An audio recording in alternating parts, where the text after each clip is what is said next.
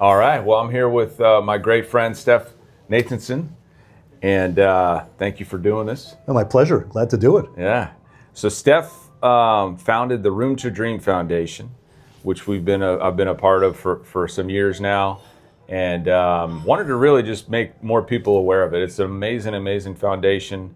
We do makeovers for children with chronic illnesses homes or their rooms, specifically their rooms. And Stef, how did you come upon the idea initially to start the Room to Dream? Thanks, Dave. So back in '06, I had a family member, an older family member, luckily not a child, that was terminal, and they were in hospice care, and they were sort of struggling to let us know what they needed and what they wanted. And my kids were very young at that time, and they would come to visit, and they would be bored, not by nature of being disrespectful, but stuck in a room all day is sort of a tough thing. So I started thinking about how changing one's environment could impact recovery and living with an illness. And so I reached out to some friends at Dana-Farber and Children's Hospital and that were in the medical world and said, what's the constituency like? And with medicine, the number of chronically ill kids is much larger than what the number of terminally ill kids used to be. So kids are living with illnesses much longer. Kids with cystic fibrosis, the oldest kids, I think, with cystic fibrosis that are treated at Children's Hospital are in their 40s now. Oh, wow. And that was nothing that you could conceive of years ago. Wow. So then I went to the design world. I knew a few people in the design world, and I said, if I got this idea and I get kids, how does it look for you? And we'll volunteer in a second. And then I basically begged, borrowed, and stole from my friends to start funding it. And then we got the first project done. Literally, the paint was still drying when the family came home. This was in '07. Okay. They were a great guinea pig family. They're great. As a matter of fact, that their daughter, who has an inoperable brain tumor, she just graduated college. Wow. And we got to go to her graduation party. It's quite remarkable seeing her come full circle. So she was young then? She was in kindergarten. Wow. She was in kindergarten, and now she just graduated, and she's doing great. She just did she just did a TED Talk on living with pain. Oh my gosh. She's quite a special kid. So then, one project turned into two projects, and then two projects turned into four projects, and it started getting some teeth. And then we ended up having some partnerships with Shamet Design and Construction, which is a commercial construction company, and that sort of brought us to the next level. And then, for those of you who don't know, Dave is a guy that volunteers for everything, and Dave volunteered on a bunch of our projects, probably going to be 10 years ago when I first met you. Yeah. And to his credit said, I think I can do more if I'm involved with the organization, and we brought him on the board. And since Dave's been on the board, we've actually grown. Thanks to you and your guidance, we've grown a lot in terms of being able to handle more projects more efficiently, and the timeline has improved with your leadership on that. Yeah, no, I mean, I think it's a no-brainer. It was a no-brainer for me because, we service clients over months and years even sometimes. So to have a project that's executed on a long weekend, typically, we typically Friday to Sunday, and then, you can have whatever lead up and design time you need and want for it. But it was really like, it allowed me to see what we do for our clients, but like magnified so much. That's cool. And so, comparatively, it was a relatively simple ask, right? So my thought always was like, there's so many companies that would love to do this, and then it's just a win-win across the board because you're helping a family and children, and you're receiving like an amazing team building activity at the same time, and Stef literally, it goes every weekend to like. The guy is like the biggest heart in the world, honestly. Like he will be, it's like, it is absolutely incredible. But you're very kind. Yeah, no, but it's a way to, to do this, create this effect that you started, almost 20 years ago now, and do it, for more children and have more, people, benefit from being a part of it, right? Like, yeah, I think words. Yeah. So one of the things that the people watching may not know, and it's one of the things I think you and I love about it, is whenever we do a project, we always do the project for the siblings. Yeah. So if there's 5 kids in a house, 1 kid is sick, we do all 5 kids. Yeah. If they're sharing rooms, we do those multiple rooms. But that's been a great sort of cohesive thing relative to the families. Was that always you? Yeah, always from did day that? one, Yeah, I thought yeah, that was important yeah. because the illness is taking so much time away from the family.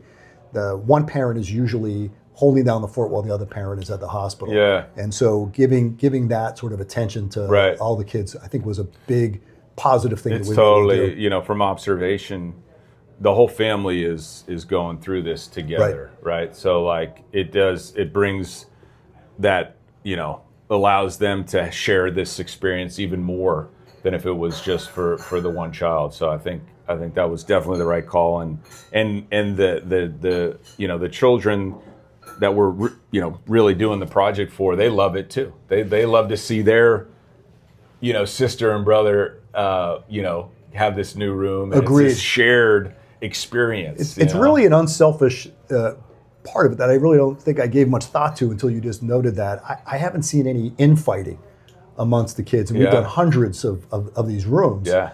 I think it is an equalizer in a very good way. I think it gives the kid that's dealing with the illness a sense of independence, and it gives the family something good to focus on in sort of a situation that's otherwise not positive. So one of the best things to hear from families is their kids don't leave their rooms and they start doing their homework in their rooms, and that's a real positive plus for the punchline to all these things. Yeah. I mean, that's really why I do what I do, is to like what you said, is this realization you had of like an environment can have a profound effect on an individual, right? And it's so true.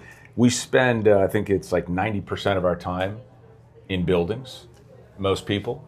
And it's so easy to take it for granted. Right. But then when you actually really focus and have the intention to make that space uplifting, and for these children, have it be functional, let them be a place where they can recover and heal and prosper, when you put that emphasis there, and then to just see it over like, to completely transform this room in 3 days, and then, see the unveiling and see the looks on the faces. You always say there's never a dry eye in the room, and it's so true. Yeah. It's so true. Yeah.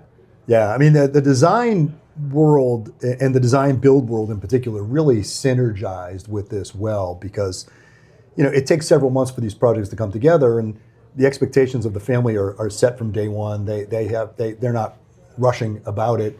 And then we ultimately pick that weekend with the family, and as you know, Friday morning we come in and it's just a whirlwind of getting things done before they come home on Sunday. Your only negative thing is you don't say no to people, because every idea that these kids come up with, Dave wants to do. Yeah. So I have to try to I have to police them a little better. No, it's easy. I mean, it is. It's a really opportunity, and now we're gaining. We've had the fortune of having some amazing, design build teams, but also architects, designers, and then amazing builders collaborate on projects. And it's a little bit like, now I feel like there's it's like the game is to provide the space for the child, but there's also like, you see what others do, and it's kind of raising the bar. Oh, I absolutely agree with you, because and the other thing that I love is when the design team is done, they're usually saying, when are we going to do the next one? Yeah. And so there's a fight to do that next one. Yeah. There's sort of a competition on that. And and now we're doing what? We've got rock climbing walls, and we've got trap doors between bedrooms. I mean, you've sort of upped that game. Yeah. And what to be expected. Oh, thank you. I won't take all the credit for it. No, it's really like, just to name one, Dane Austin. We collaborated with him. He was really the designer for our last Room to Dream project, and we can share some of the photos, but just out of this world creativity and really special. And the families and the children are always so grateful. But one of the things that I think is like the reason you started this was to help people heal, recover, and do well in life, right? And some of the stories, like you said, that first project you did, she just graduated college, but I know there's been like a lot of those types of stories, and it's like, it's true, that environment, it's not to say, well, that's why, but but it's a component. Certainly helped. It yeah, did. It's absolutely a component. I mean, look, these families are all rock stars.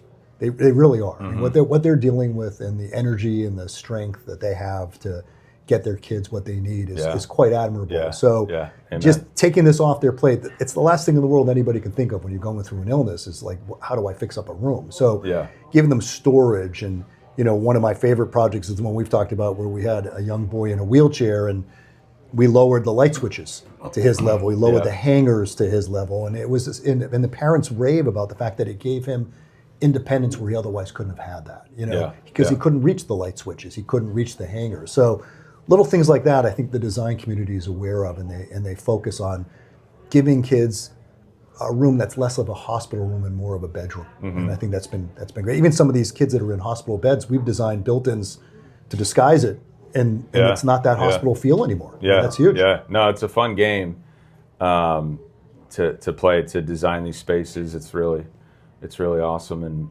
a lot of the children are referred from social workers, right, from hospitals. Yeah, Dana-Farber and Children's Hospital. Okay. We sort of figured out years ago that the social workers deal more on an intimate level with these families, I think, than the doctors do. And that's not to detract from the doctors, but they're really dealing with some of the financial issues and the insurance issues, and they really know the needs of a lot of these families. And we try to focus on sort of socioeconomically families that are in need. And by default, they're just good people. The social workers tend to not, they're not recommending difficult people like I wouldn't recommend a bad plumber, right? So we've been very lucky that the families and the people we're working with are just all stellar. But the social workers really are the front line. Could you tell that story of the social worker and the plane ride? Oh, sure. Yeah. So we did a project a few years ago for a young man named Jameson, and I think Dane was involved on that one as well. And Jameson's now in remission with his cancer, but at the time he was an active participant at the Dana Jimmy Fund Clinic. And every year, a lot of these kids qualified to go down on the Red Sox to Fort Myers to see the Red Sox. And she happened to be on a chartered plane, and she happened to be sitting next to this young man, and he was raving about his new room. He didn't know that she was the one that had referred him. Yeah. And she was in tears on the plane. That was completely coincidental. Completely right? coincidental. She was the social worker. She was a social worker that had referred the family. Yeah. And so once they put that together, they sort of bonded, and he said it changed my life. I had something to focus on.